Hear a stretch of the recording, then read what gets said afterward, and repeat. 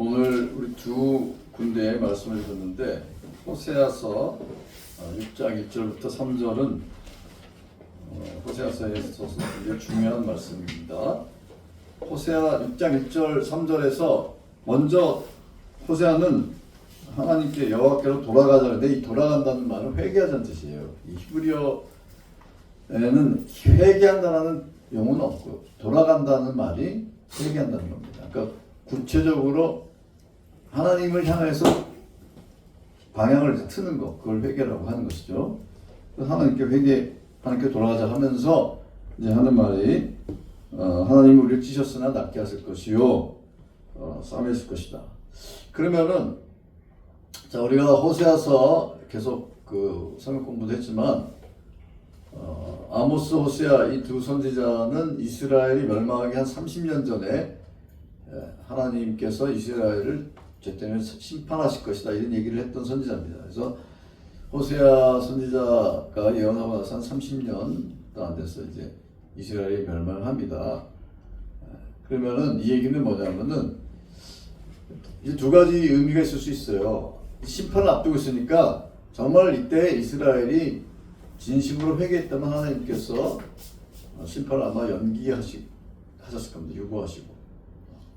근데 이스라엘은 결국 회개하지 않았고 심판을 당했죠. 그 심판 당하고 난 이스라엘이 이제 먼 훗날 미래에 하나님께 돌아오면 하나님이 회복해 줄 것이다. 그 뒤에가 이제 이틀 후에 우리를 살리시고 셋째 날에 우리를 일으키신다는 말은 그런 뜻입니다. 셋째 날이라는 말은 구약에서 셋째 날이라는 단어는 여기밖에 나오지 않아요. 이거는 이제 결국 예수님의 부활을 예언한 것으로 사도 바울이 고린도전서 15장 4절에서 그렇게 읽었습니다. 성경대로 예수님이 사흘 안에 살아나셨다 할 때 그 성경대로라는 말은 요 구절을 엄두에 둔 겁니다. 그래서 이 말은 이제 하나님께서 회복하실 것이다 이런 뜻이면서 3절에 우리가 여호와를 알자 이렇게 얘기합니다. 여기 이제 이 구절이 오늘 우리가 살펴보려고 하는 가장 핵심적인 거죠. 여호와를 알자. 그러면 이스라엘 백성들이 야훼를 몰랐느냐 이렇게 질문해야 되잖아요. 이스라엘 백성들이 야훼라는 신명이 나오면 이제 아도나이라고 읽긴 했지만 그 하나님을 몰랐느냐. 하나님이 아브라함을 갈대 우르에서 불러내셔서 아브라함과 언약을 맺으셨고 또 이스라엘 백성들이 이집트에서 노예 생활할 때 그들을 모세를 통해서 애굽에서 이끌어내셔가지고 그들과 시내산에서 계약을 맺고 또 십계명을 모세를 통해서 주셨다. 그리고 광야에서 만나와 메추라기를 먹이시고 반석에서 물을 내시고 이런 것들을 행하신 분이 바로 야훼다. 이거를 몰랐을까요? 모를 수가 없어요. 계속해서 그거를 이제 제의를 통해 가지고 반복하고 그렇기 때문에. 근데 왜 여호와를 알자라고 하느냐? 그래서 이 알자라고 하는 이 단어에 대해서 우리가 좀 생각을 해봐야 되는데 아마 우리 성도님들 중에서는 이 히브리에서 말하는 알다라는 단어, 구약 히브리어 단어는 야다인데 알다라는 단어의 의미에 대해서 한두 번 들어보셨을 겁니다. 이 안다라고 하는 것은 야훼 하나님에 관한 어떤 지식을 얘기하는 게 아니에요. 하나님이 시내산에서 모세에게 십계명을 주신 분이다 이런 것에 관한 지식이 아니라 인격적인 관계를 얘기하는 겁니다. 인격적인 관계를 맺는 것. 그래서 이 용례들을 보면은 예를 들어서 아담이 하와와 동침했다 할 때도 그 야다라는 같은 동사를 썼습니다. 동침함에 같은 동사예요. 그리고 성경 여러 용례들을 보면 이 안다라는 동사는 돌본다라는 뜻으로 번역되기도 하고 인정한다라는 동사 뜻으로 번역되기도 하고 그 문맥에 따라서 여러 가지 의미를 가지는데 가장 중요한 것은 이 단어가 이제 계약의 문서에 쓸 때는 이제 명나라하고 조선하고 예를 들어서 이런 종주 이런 관계에서 계약을 맺는 것처럼 계약을 맺을 때 무슨 뜻이냐? 하나님과 이 이스라엘 백성과의 관계를 그것으로 설명하면은 하나님은 이스라엘을 안다라고 할 때는 이스라엘을 선택하고 보호하고 특별한 관계를 맺는 것이고 이스라엘은 하나님께 대한 충성과 헌신을 얘기하는 겁니다. 충성과 헌신. 그러면은 호세아가 말하는 여호와를 알자라고 할 때 그 뜻은 뭐냐면은 오직 하나님과만 인격적인 관계를 맺고 하나님께 충성과 헌신을 하자, 그런 뜻이에요. 그래서 13장 2절에 보면은 한번 찾아보세요. 13장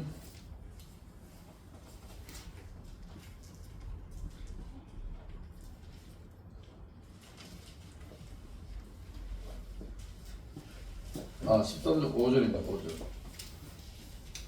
4절 보시면은 13장 4절. 애굽 땅에 있을 때부터 나는 내 하나님 여호와라. 나밖에 내가 다른 신을 알지 말 것이다. 나 외에는 구원자가 없느니라. 내가 광야 마른 땅에서 너를 알았다. 여기 안다는 단어가 두 번 나오잖아요. 그러면은 하나님께서 네가 나 외에 다른 신을 알지 말라. 그러면은 다른 신이라고 하는 것이 사실 존재하지도 않죠. 왜냐하면 이 우주 만물의 신은 오직 하나님밖에 없습니다. 그런데 가나안 땅에 가나안 사람들이 믿는 뭐 아스타로 뭐 바알, 엘, 그다음에 뭐 메소포타미아, 이집트 사람들이 믿는 신들이 무지 많잖아요. 그런 걸 얘기하는 거예요. 그런 존재하지 않는 신, 그런 거를 알지 말라는 겁니다. 그래서 알지 말고 나는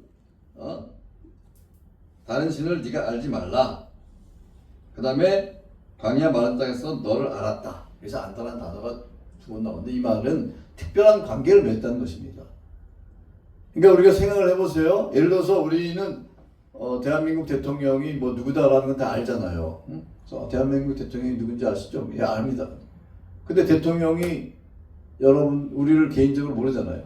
그거는 이제 성경적인 의미에서 알미라고 할 수가 없는 거예요. 어떤 특별한 인격적인 관계가 아니니까. 그러니까 또 정보나 지식을 얘기하는 것이지. 그런 의미에서 구약 성경이 얘기하고 있는, 또 호세아가 얘기하고 있는 하나님을 알자라는 의미가 뭔지를 우리가 한번 새겨봐야 됩니다. 그러면은 이제 우리 질문은 이거예요. 우리는 하나님을 아는가? 하나님은 나를 알고 계신가? 우리가 하나님을 안다고 할 때 하나님이 어떤 분인지를 성경을 통해서 많이 알고 있잖아요. 하나님은 하나님의 속성, 공유적 속성, 비공유적 속성, 변함없으시고 반석 같은 분이시고 심판하시는 분이고 독생자를 우리를 위해 십자가에 달려 돌아가시게 하신 사랑 많으신 분이다. 이런 것들 다 알잖아요. 그런데 그런 거 말고 하나님과 나는 특별한 관계를 맺고 있는가? 인격적인 관계를 맺고 있는가? 그러니까 하나님이 나를 아시는가? 이런 질문을 해야 됩니다. 이건 심각한 질문이니까. 왜냐하면 우리가 마태복음도 읽었지만 마태복음에 보면은 이 거짓 선지자들이 주님의 이름으로 선지자 노릇도 하고 권능대행하고 그랬잖아요. 그런데 예수님이 뭐라 했습니까? 내가 너희를 도무지 알지 못한다 이렇게 얘기했잖아요. 그 사람들은 자신들이 하나님의 이름으로 뭘 한다고 생각하고 자기 하나님과 특별한 관계에 맺고 있다고 생각을 한 거예요. 근데 하나님은 내가 너희 모른다. 모른다는 것은 넌 나랑 아무 관계 없다 이런 뜻입니다. 이제 극단적인 경우죠. 근데 만약에 우리가 평생 하나님을 믿는다고 하는데 나중에 정말 이제 죽었는데 하나님 앞에 왔는데 사랑하는 누구누구야 고생했다 이렇게 하면은 이제 하나님이 내 이름을 아시는 거고 나랑 특별한 관계를 맺은 건데, 그렇지 않고 주님 제가 주님을 위해서 평생 살았습니다 했더니 하나님께서 넌 누구냐 이러면 참 아주 황당한 겁니다. 그런 일이 벌어지면 안 되겠죠. 그래서 오늘 우리가 이 말씀을 통해서 하나님을 아는 지식, 지식이라고 하는 말을, 지식이라고 하는 게 여러 가지 지식이 있습니다. 지금 시대가 이렇게 엄청 빠르게 변하고 있기 때문에. 근데 하나님을 아는 이 지식, 하나님을 안다는 것, 이것이 갖고 있는 얼마나 중요한 의미, 이것을 깨닫고 그러면 나는 진짜로 하나님과 어떤 특별한 관계와 교제를 맺고 있는가? 이걸 한번 질문을 해봐야 되는 거예요. 그래서 먼저 제가 말씀드린 것처럼 호세아가 이스라엘 백성을 향해서 하나님을 알자라고 했을 때 그 말은 하나님과 특별한 관계, 인격적인 관계를 맺고 더 구체적으로는 하나님을 안다라고 할 때 그 삶에서 어떻게 나타나느냐, 그게 호세아 6장 그 뒤에 보면은, 자 호세아 6장 보세요. 6장 6절 보세요. 6장 6절 거기 보면은 나는 인애를 원하고 제사를 원하지 아니하며 번제보다 하나님을 아는 것을 원하노라. 그러면은 자 인애하고 제사가 대조를 이루고 번제와 하나님을 아는 것이 대조를 이루죠. 그럼 이스라엘 백성들은 심판 전에 하나님께 제사 드리는 것은 계속했어요. 우리가 아모스 공부할 때도 그거 있잖아요. 아모스가 이스라엘 백성한테 베델이나 길갈 이런 데 가지 말고 공의를 구하고 선을 구하고 인애를 찾으라. 똑같은 얘기입니다. 이스라엘 백성들이 번질나게 제사를 드리고 있지만 선지자의 시각에서 또 하나님이 선지자를 통해서 주신 말씀은 너희들이 제사 드리는 거, 그러니까 제사가 불편하다는 게 아닙니다. 그런 걸로는 충분하지 않다. 그런 거 가지고는 너희가 하나님과 특별한 관계를 맺으라고 얘기했습니다. 특별한 관계를 맺으려면 어떻게 하라? 인내한 사람이 되라. 인내 자비. 근데 여기 보면은 이스라엘 백성들이 뻔질나게 뭐 길갈도 가고 베델도 가고 뭐 다 하는데 인애도 없고 자비도 없고 사랑도 없었던 거예요. 마치 예수님이 선한 사마리아인의 비유를 이제 말씀하실 때 그것을 들은 이스라엘 백성들이 충격을 받았죠. 왜냐면은 강도 만난 자를 제사장도 그냥 지나쳐가고 레위인도 그냥 지나쳐갔는데 그 사람을 돌봐준 사람이 누구였어요? 사마리아인들. 사마리아인들 이스라엘 사람들이 굉장히 아주 무시했잖아요. 무시한 정도가 아니라 혐오했지. 요새 말하면 혐오거든. 근데 그 사마리아인이 그 선행의 주인공이 됐다는 거예요. 그러면서 예수님께서 그 말씀을 하시면서 그 첫째 질문이 뭐냐면은 누가 우리의 이웃입니까? 라고 질문하니까 예수님이 거기에 대해서 질문하는 대신에 그 비유를 말씀하신 겁니다. 누가 우리의 이웃인가 이런 질문하지 말고 누가 이렇게 고통당하고 고난당한 사람의 이웃이냐? 이렇게 물어봤을 때 선행을 베푼 사람입니다. 사마리아인이라는 얘기 또 안 해요. 선행을 베푼 사람, 그 사람 아니에요. 그런 충격을 받는데 거기서 진정으로 하나님의 사랑을 이웃에게 베푼 사람은 선한 사마리아인이에요. 사마리아인. 그런 그 가르침처럼 누가 정말 하나님과 인격적인 관계를 맺고 누가 정말로 하나님을 아는 사람이냐라고 물었을 때 호세아 선지자나 아모스 선지자가 한 얘기는 뭐냐면은 뻔질나게 뭐 길갈로 가고 베델 가고 이런 사람이 아니라 하나님이 기뻐하시는 인애와 자비와 사랑을 이웃에게 베푼 바로 그런 사람이다. 이렇게 얘기를 하는 겁니다. 그것이 하나님을 아는 거예요. 그러니까 하나님을 그래서 우리가 고민하는 거예요. 그럼 내가 진짜 하나님을 안다, 하나님 나를 안다라고 할 때 그 모습은 어떻게 나타나야 되느냐? 하나님의 말씀을 듣고 실천하는 나의 삶에서, 일상적인 삶에서 그 말씀대로 살려고 노력하는 그러한 모습에서 이 사람이 내가 정말 하나님을 아는, 하나님도 나를 아는 그런 하나님과 인격적인 친밀한 관계를 맺는 사람입니다. 이게 나타나는 겁니다. 그러니까 우리 첫 번째, 오늘 말씀의 첫 번째, 하나님을 알라라고 할 때 이 말씀은 하나님에 관한 지식 이런 것을 얘기하는 게 아니라 그렇다고 하나님에 관한 지식, 우리가 이제 신학적인 지식 이런 게 아주 뭐 불필요하다 이렇게 얘기하면 안 됩니다. 그것도 굉장히 중요한 거예요. 그런데 그것을 넘어서서 하나님과의 친밀하고 인격적이고 그런 관계를 맺으려면은 하나님의 말씀을 듣고 하나님의 말씀에 순종해야 돼요. 우리가 하나님이 어떤 분이신지를 알려면 일단 성경을 읽어야 될 거 아니에요. 성경 말씀을 통해서 들어야 될 거 아닙니까? 그래서 우리 교회사를 보면은, 여러분 교회사를 보면은 이 교회사가 중요한데, 제가 그 교회사를 보면서 참 옛날에 있었던 일들이 다 지금 우리한테 필요한 거예요. 이 17세기, 18세기에 그 소위 말하는 신비주의 운동 같은 게 이제 유럽에서 일어났습니다. 그래서 독일, 뭐 영국, 스웨덴 뭐 이런 데서 일어났는데, 여러분 혹시 조지 폭스라고 들어보셨습니까? 이 조지 폭스는 퀘이커라고는 들어보셨어요? 퀘이커? 퀘이커? 퀘이커란 말은 무슨 뜻이? 떠는 자라는 뜻이 떠는 자. 이 사람들은 조지 폭스라는 사람이 이 퀘이커 이를 이제 퀘이커 그 추종자들이 퀘이커라는데 이거를 창시한 사람인데 이 사람은 당시 이제 기성 그 정통 그 영국 사람인데 영국의 그 전통적인 그 교회 예배나 형식이나 이런 걸 막 굉장히 싫어했어요. 그래가지고 이 전통적으로 예배 드리는 교회 가가지고 막 예배를 방해했어요. 이게 좀 심하지 않습니까? 예배를 방해하고 막 그래가지고 막 폭도로 이제 그 어디 예배를 방해하고 막 해방했으니까. 그리고 예배 형식 뭐 이런 것들도 다 위선적이고 이게 다 필요 없다. 그래가지고 이 사람들 예배 드릴 때는 무슨 설교 준비니 뭐 이런 거 안 해. 그러다가 성령의 어떤 감동을 받으면 그 사람이 막 일어나서 막 기도하고 뭐 이런 거예요. 지금 지난번에 그 집사님이 올린 뭐 지방교회 뭐 이런 거 있잖아요. 오치만디 뭐 이런 거 전부 다 거기 보면 목사 이런 거 없어요. 다 형제라 그래요. 다 형제. 어떻게 보면 굉장히 좋아 보이죠. 막 평등 뭐 서로 이렇게 존중하고. 근데 그런 걸 다 거부하는 거. 형식이나 이런 건 다 거부.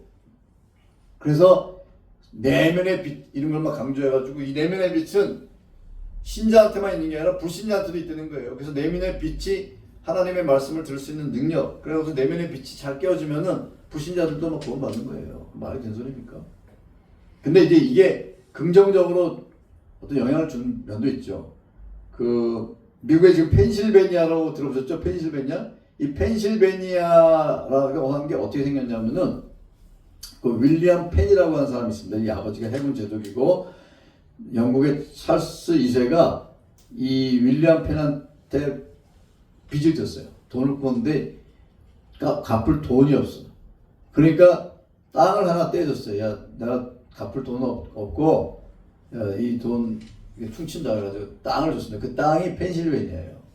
근데 이 사람이 이 펜실베니아 땅을 국왕으로 받았잖아요. 근데 이 사람 생각에는 이 땅은 인디언 거다. 그래서 인디언한테 돈을 줬어요. 굉장히 양심적이죠. 굉장히 양심적이죠. 그래서 인디언한테 땅을 주고 이 원주민들하고 서로 싸우지 말자 그래가지고 그 총독으로 있을 때 굉장히 사이가 좋고 근데 나중에 후대 총독이 또 원주민하고 막 공격하고 막 그랬습니다. 근데 그래가지고 이 사람이 이제 여기는 종교에 자유가 있는 곳, 자기가 어떤 종교를 믿든 간에 박해받지 않는 곳으로 만들겠다 해서 펜실베니아가 그렇게 해서 출발한 겁니다. 그래서 필라델피아라는 도시도 형제사랑이라는 뜻에서 나온 거예요. 근데 지금 뭐 필라델피아, 형제사랑 다 의미 없어졌죠. 다 의미 없어졌는데 그런 뜻에서 만든 건데 이 윌리엄 펜이 바로 퀘이커 교도였어요. 제가 이 그 역사를 읽을 때마다 좀 마음이 불편해요.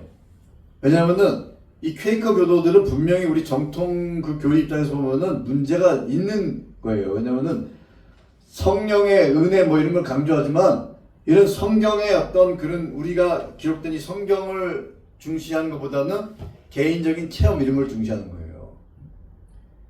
여러분 성경은 하나님의 말씀입니까? 성경은 하나님의 말씀이 된다. 어느 것이 맞아요? 네? 성경은 하나님의 말씀이다. 1번. 성경은 하나님의 말씀이 된다. 2번. 자, 그러면 더 쉬운 문제로 성령님께서 성경을 통해서 말씀하신다. 1번. 성령님께서 성경을 통해서만 말씀하시지 않고 성경 이외에도 개인적으로 계시를 줄 수 있다. 예? 3번. 아, 장난치네. 1번이 2번이에요. 1번이죠. 우리 성김학교 성도님들은 근데 지금도 성령님께서 직접적으로 계시를 줄 수 있다라고 믿는 사람들이 있어요. 우리 교단에도 많아요. 우리 교단에도 많고 우리 교단의 공식적인 입장이 아닌데도 불구하고 믿고 종종 교회사에 보면 그런 사람들이 나타납니다. 근데 그런 사람들이 보면 굉장히 신령한 것 같이 보이죠. 하나님이 나한테 이렇게 말씀하셨습니다라고. 그 성령님 안녕하세요 뭐 이런 책도 있어요. 그 성령님이 맨날 아침마다 나한테 말씀하신다. 근데 그걸 또 이렇게 막 다른 사람도 있습니다. 그 베니힌이라는 사람인데 그런 데서 막 기적도 나타나고 이런 것 같으니까. 근데 그런 거는 굉장히 위험합니다. 교회사에 보면 그런 사람들이 많이 나오고 그런 사람들이 어떻게 보면은 굉장히 하나님과 친밀한 교제를 나누는 것처럼 보일 때가 있습니다. 자, 그런데 저는 제가 여태까지 살아오면서 하나님께서 나한테 서영아 너 좀 정신 차려라 이런 말씀을 하신 적이 한 번도 없습니다. 아니면은 야 너무 걱정하지 말아라 내 귀에 있다 음성이 들려가지고 너 걱정하지 마라 이런 음성을 들은 적이 한 번도 없어요. 저는 그런 음성을 좀 들었으면 좋겠어요. 참 얼마나 좋을까. 그런데 하나님이 그런 음성을 저한테 들려주신 적이 한 번도 없습니다. 그렇지만 하나님께서 기도에 응답하시고 때로는 뭐 기도 응답 안 했을 때도 있죠. 응답하시고 또 때로는 책망하시고 이런 걸 통해서 하나님이 나의 삶을 인도하고 계시다는 것을 확신하는 겁니다. 그러니까 우리가 이제 하나님을 알자라고 할 때 그래 내가 하나님과 인격적으로 개인적인 친밀한 관계를 맺어야 되겠다 이런 결심을 하는 게 이제 중요하고 그러면은 구체적으로 어떻게 살아야 되지? 내가 하나님과 사는 것이 하나님과 개인적으로 친밀한 관계를 맺는 것이냐 이 질문을 해야 될 거 아니에요. 그 교회사에 보면은 그런 것에 대해서 여러 가지 방법을 제시하는 사람들이 많다는 겁니다. 뭐 야곱 뱀에 뭐 조지 폭스 뭐 스웨덴 볼이라고 들어보셨습니까? 이 스웨덴 볼이는 스웨덴 사람이에요. 이제 우사라 대학에서 공부한 사람인데 자기가 연계를 갔다 왔다는 게 연계를 갔다 와가지고 연계를 보고 그것을 막 기록을 했는데 그 천상에서 본 거에 보니까 지상한 거 다 연결돼 있다. 그래서 스웨덴 보리를 또 좋게 생각하는 사람도 있어요. 여러분들 읽으면 이제 헷갈릴 거예요. 그런데 그런 것이 전부 다 위험한 거예요. 위험한 거.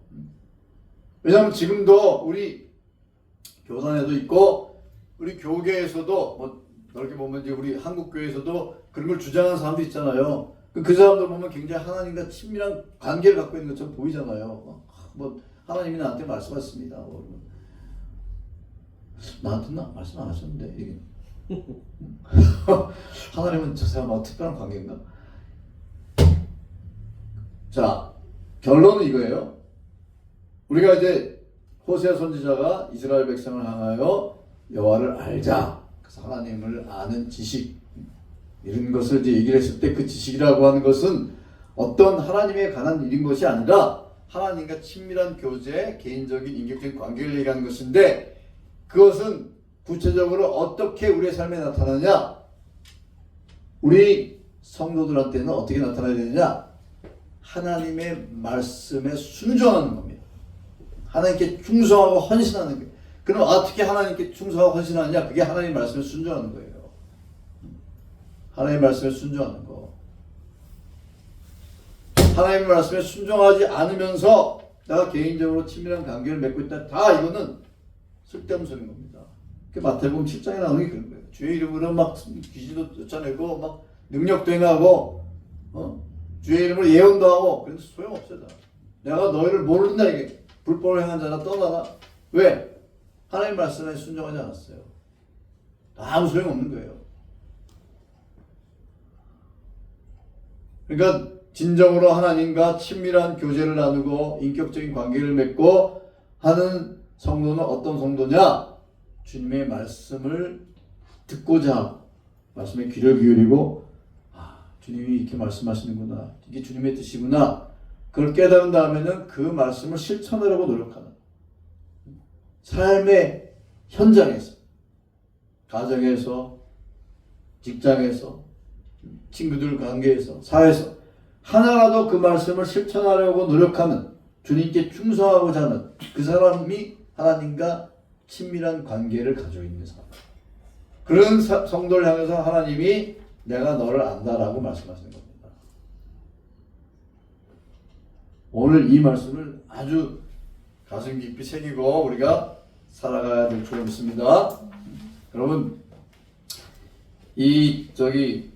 하버드 대학, 예일 대학, 프린스턴 대학 공통점이 뭔지 아세요? 네, 하버드 대학은 하버드가 목사는 청교도 목사예요. 목사 이름이에요.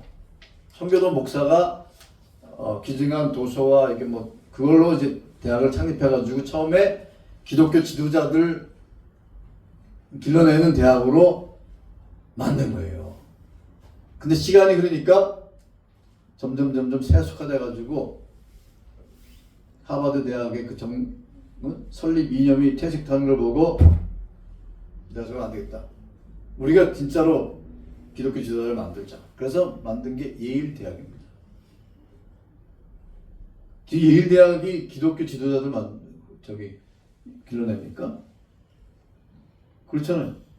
그 다음 프린스턴도 마찬가지예요. 다 연세대학교, 숭실대학교 전부 다 그렇습니다. 다 지금 서강대학교는 예수에서 창립한 대학이에요. 근데 그런 대학에서 다 기독교 지도자를 만들어내고 있어요.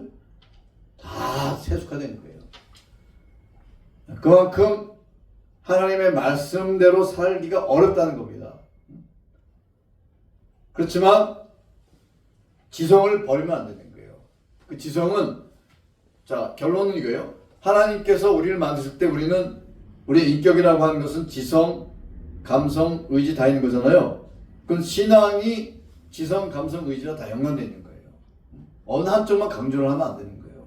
막 감정만 중요시 여겨가지고 이 지성은 다 필요 없다. 왜냐면 신비주의나 경건주의 운동은 전부 다 냉철한 막 교리 싸움 막 이런 것들 시집 내가지고 사람들이 막 반동으로 생긴 거거든요. 너무 그런데 매몰되면 안 되는 거예요. 그렇지만 그렇다고 해서 지성을 버리면 또 안 되는 거예요.